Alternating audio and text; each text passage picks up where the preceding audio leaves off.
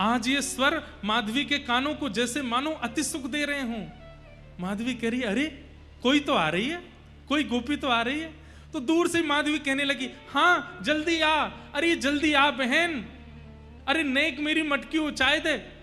ठाकुर जी की छम छम छम चरणों की आवाज से पता चल रहा है कि धीमी गति से चल रही है। तो माधवी चिल्ला रही है, अरे तू कुछ सुनाई नहीं दे रही, नेक जल्दी से चल के आ। तो ठाकुर जी की जो गति है वो तेज हो रही है, छम छम छम छम छम जोर से चल रहे हैं।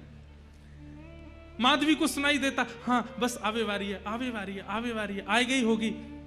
और जैसे ही ठाकुर जी सन्मुख आए, पीतांबरी पहनी है, मोर पिछ लहरा रहा है, श्याम वर्ण की कांति है, और आए करके त्रिभंग लली श्याम सुंदर दोनों चरण अपने इधर उधर करके और एक दीवार पर टेक लगाए के दूसरा हाथ कमर पर धर के देख रहे हैं माधवी की ओर।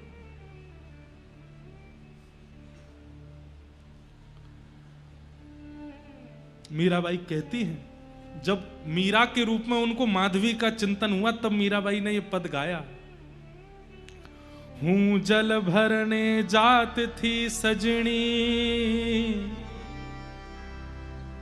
कलश माथे धार्यो,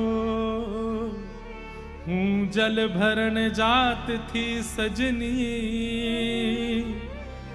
कलश माथे धार्यो। तभी सांवरी सी किशोर मूरत, सांवरी सी किशोर मूरत, कछुक टोनो कर डारो, कछुक टोनो कर डारो। मुझ पर कोई टोना कर दिया। अब तो नेत्र खुले रह गए, मुख खुला रह गया, हाथ मटकी पकड़े रह गए, सांस मानो जैसे थमसी गई हो, कुछ सोच नहीं रही है, कुछ विचार नहीं कर रही है, बस रूप माधुरी का दर्शन और नेत्रों से बिंदु गिर रहे हैं अश्रु के। रोम के अलग अलग अंग पर पुलकित हो रहे हैं, जैसे मानो रोए खड़े हो रहे हैं मीराबाई के। बंधुओं, ये भाव इसलिए सुनिए कि कभी श्याम सुंदर आ गए तो ऐसा ही होगा। सुध ना रही तन मन की,